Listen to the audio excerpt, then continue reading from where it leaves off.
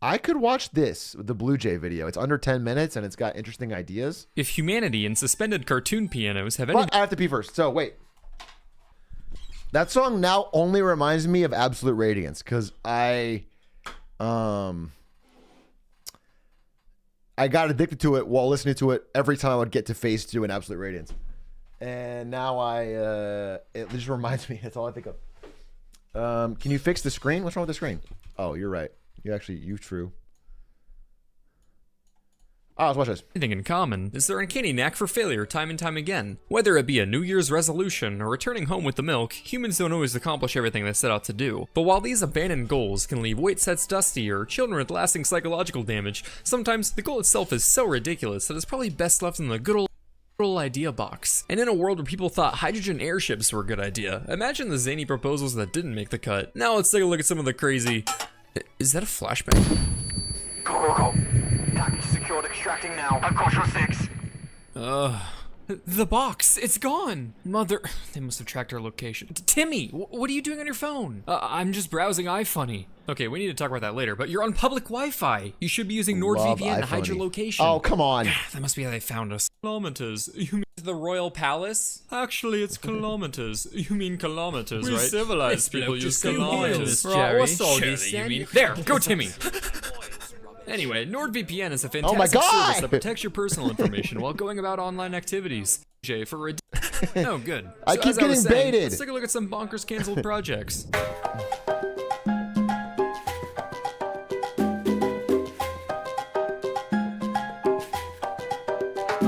The people of 19th century London were not that different from us. They face similar day-to-day challenges that plague our lives today. But where we lose our keys, they lose their stable boy. Or instead of asking, where can I fit these groceries? They had, where can I fit these thousands of bodies? And am I on ×2 speed? He's talking so fast. In the early 1800s, London was frantically searching for a solution for what to do with all their dead. Cemeteries were beginning to find themselves increasingly full. And seeing as how the residents were moving out, the lazy fucks, answers were desperately needed. And in 1820, architect Thomas Wilson came up with one such solution. Hey there, chap. That pyramid's rather neat, isn't it? You know what would make it better? 5 million bodies. At the time, London was going through an Egyptian craze with artifacts pouring in from the land of the Nile, a topic that really deserves a video of its own. Influenced by this This is true, right? Didn't at one point people would grind up mummies or something for man, I feel like I don't remember. But for like skin powder or something? For paint? For medical stuff? For paint. That's insane. For paint, it's an insane thing to do. How many mummies could there possibly be that they can industrially grind them down to paint? Unwrapping parties? That makes sense. I'm sorry to say it, but that does make sense. If Egypt was the cool fad of England, you don't have internet, you don't have TikTok, and someone says, I got a mummy, I'm going to unwrap it, I would go to that party. That's cool. In fact, I did. I'm that old. I went to a ton of those parties. They were fucking fun. They were fun as shit. Popularity, Thomas Wilson proposed the Metropolitan Sepulchre. This pyramid would have towered 94 stories on 18 acres of land, overlooking London on Primrose Hill, serving as a nice little reminder in the sky of your impending doom. You know, in case the air wasn't enough. While most plans featured in this video are rather ridiculous, the Death Pyramid actually wasn't that crazy of an idea. With a capacity of 5 million, it would have stored an equivalent of 1,000 acres of traditional cemetery land. To add to its practicality, the summit was to be used as an astronomical observatory, because all the best research is fueled by the screams of the damned. And what did Wilson plan to do if the pyramid got full? Just build a new one. He's got 3. But like all fun things in life, public opinion saw the downfall of the Death Pyramid. This could have something to do with the fact that Wilson claimed, it will teach the living to die and the dying to live forever. But I think Industrial Revolution London already had that lesson down. Furthermore, there were concerns that the sheer weight of the thing would literally crush Primrose Hill. We all know how Londoners like their curves. Ultimately, people preferred a wild and free Primrose Hill, with the opening of multiple garden cemeteries on London's countryside being the final nail in the coffin. A giant death pyramid. That just feels like it would be such a gloomy, doomy downer to anyone that lives nearby. So unfortunately, the Park Cemetery beat out the Death Pyramid as the go-to burial method. But could you imagine? Mother, I miss Grandpappy. Don't you worry, James. Your grandfather will always be watching over you. You also can't really visit. Like, you couldn't you know, if someone's buried, I'm not saying cemeteries are the best way ever. It feels like a little inefficient, I guess, or whatever. But like if your loved one is buried in a cemetery, you can go visit their grave, and it's like a emotional. But if they're in the death pyramid, it feels so impersonal. Modern era, many strides have been made towards improving the lives and rights of the LGBT community, resulting in more acceptance of homosexuality in today's culture than ever before. And as with all things, this left the US government with one pressing question. Okay. But can we weaponize it? In 1994, researchers at Air Force's Wright Laboratory in Ohio set out to do just that, exploring the potential for a gay bomb.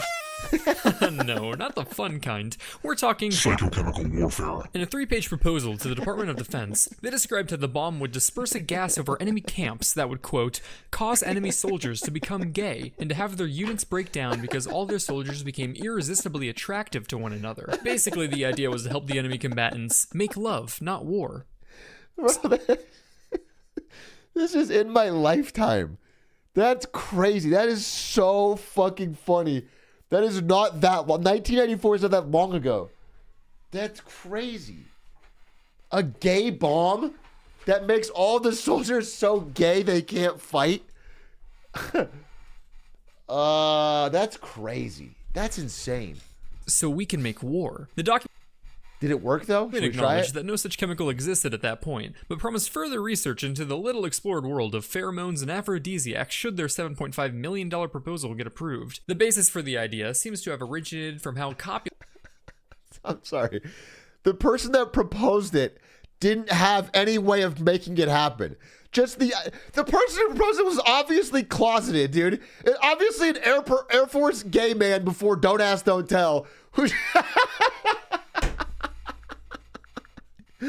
was just imagining fan fiction of soldiers getting it on and then decided, give me $7.5 million so I can research the gay bomb.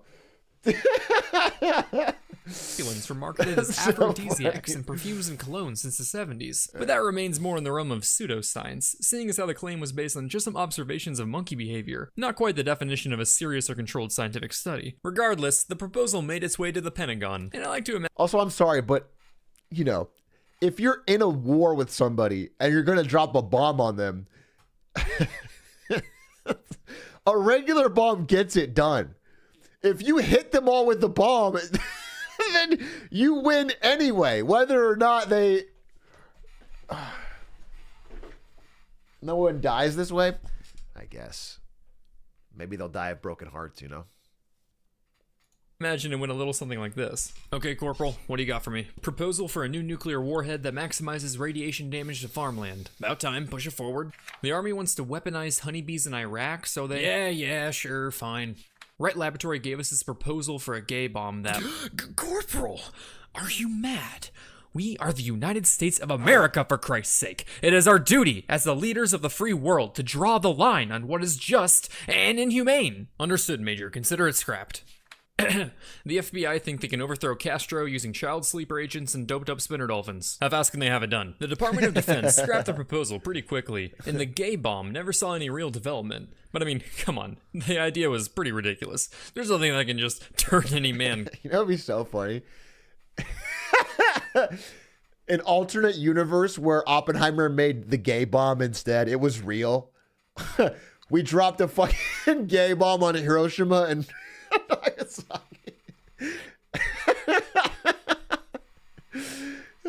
Just created the largest gay cities of all time. 30 years later, Japan's still dealing with the fallout of no children. Japan would still be the same. That's how yaoi was made.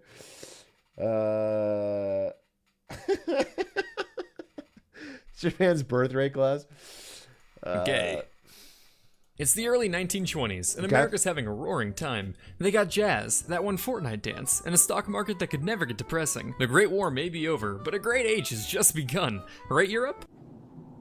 Oh, right, the war happened here. Is there any change? Ew. Unlike the US, the years immediately following World War I didn't prove fruitful for much of Europe. The continent was experiencing a sharp rise in unemployment, overpopulation, and a looming energy crisis. Noting these issues, German architect Hermann Zorgel sought to... Classic Europe, dude. They're just a bunch of whiners in Europe is the problem. Feels like they're always complaining about one thing or the other. Here in America, we do things a little bit differently, okay? Just get better. Kill multiple government drones with one. Like, why has Europe never thought of doing the world wars somewhere else and then sweeping in at the end, taking all the credit? It's not that hard. It's actually really easy. We figured out how to do it twice, and you guys have never thought of it. It's embarrassing.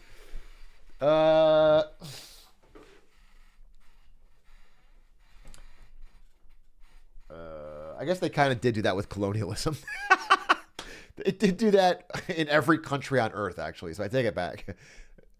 Actually, never mind. They're actually the goats of it. They just, I guess, forgot. So never mind. It's kind of how I won Fortnite. Yeah, exactly. I did the America strategy in Fortnite, dude. I waited for them to fight it out, and then I showed up at the end and took all the credit. Stone, using his continent-uniting project, Atlantropa. Now, I know what you're thinking, and no, unfortunately, Atlantropa wasn't a plan for a massive Atlantis-themed water park. In That'd fact, be cool. quite the opposite. Instead of a large... Wait, I have another question right now. What is the coolest and biggest and like most Dubai-esque water park in the world? What's a water park that costs so much it clearly doesn't even make money? What is like God's folly of water parks?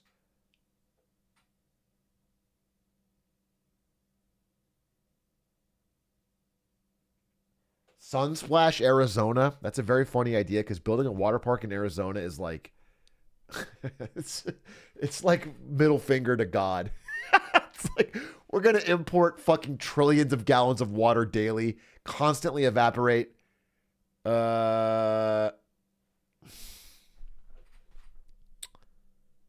World's biggest water park. I'm actually so interested. The biggest water parks in the world. Is there a video on this? Oh, it's in China. Wait. Oh. Take that, Westabooze. Chimelong Water Park in China is 128 hectares, which is a League of Legends champion. This is the largest water park to date.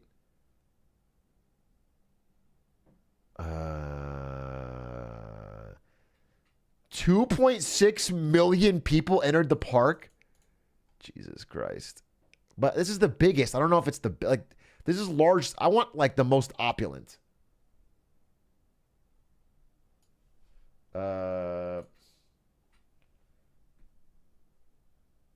is this? Oh, biggest slide? What is this? Wait. Insane Qatar water park with world's tallest slide. As big as Big Ben. As workers rush to finish it for the world. Oh, good. So people died building this. So an inside group of Qatari fucking insiders could make millions off of bribing FIFA officials. That's based. Let's see. Let's see what it looks like. Jesus Christ.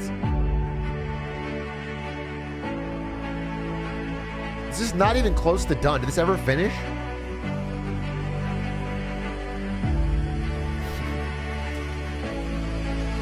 So it's like the Gary's Mod server after 4 days. People just fucking building random shit everywhere, leaving it no fucking organization.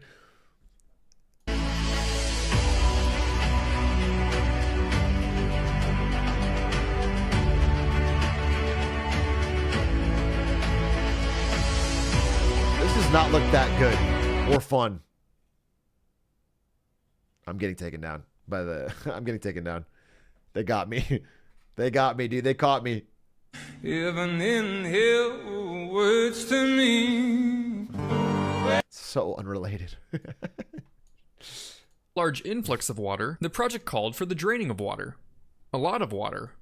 Like a sea's worth. Specifically, Zorgal wanted to partially drain the Mediterranean Sea by building a series of dams. The Mediterranean is naturally evaporative, with water flowing in from the Atlantic. A dam across the Strait of Gibraltar would naturally lower the sea level over time, and Zorgal planned to drop it by up to 200 meters, creating over 660,000 square kilometers of new land for living space. Europe and Africa would unite into a new supercontinent, with all its energy needs being met by the new dam, the construction of which would provide the unemployed masses with work for decades decades. The plan initially saw a lot of support from the German public, but not so much so from countries actually on the Mediterranean. This could have something to do with the Yeah, wouldn't that wouldn't that cause so many problems? fact that the fishing villages weren't all that keen on becoming mountain ones, and places like Venice would pretty much lose their entire identity. But come on, ocean views are overrated. Things are great in Germany. Africa wasn't a fan either. Something about giving Europeans easier access to their lands didn't quite sit right with them, but their opinion mattered about as much as a post on Apple's feedback page. Yeah, basically we'd merge together as one continent, and we could build railroads to you guys, making travel extremely convenient. What do you think? أخشى عليه من الجبل طال غيابه هذه المرة. I know, great, right? Say, how much concrete do you have? Zorgel later pitched the project to the Nazis after they took over, noting their desire for living space, but they weren't all that interested in the plan. Damn, why bother creating new land when there is all this land nobody is using? What? Of course, Atlantropa had a few small issues that needed some ironing out, such as catastrophic effects on climate, the mass extinction of Mediterranean marine life, and the lack of enough concrete in the world at the time to actually construct the thing. Oh, and there's a small fact that the homes of millions and the power of an entire continent were solely subject to the proper operation of a single dam holding back a... Yeah, that's the insane thing. Is like if that dam breaks, that is the largest disaster in history. That is the flood of all floods. That is cities wiped out across all of Europe and Africa. That is an omega tsunami. Yeah, that is biblical. A literal ocean. Can you imagine the catastrophe if the squirrel from Ice Age stumbled upon it? Zorgel It's a risk we have to take. To do what? To have more land in Italy? Like, who gives a shit, dude? They can't even fucking fill it as is.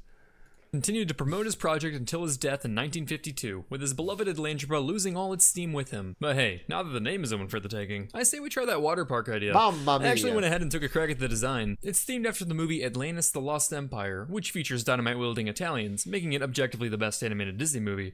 I'm thinking we can build a thing in Poland, because God knows they deserve a break. If a colossal water park can't line up a place that depressing, I don't know what will. Perhaps a gay bomb. Yeah, 10 stars. Poland's not that depressing. That was fun. I didn't know about any of those, so that was cool.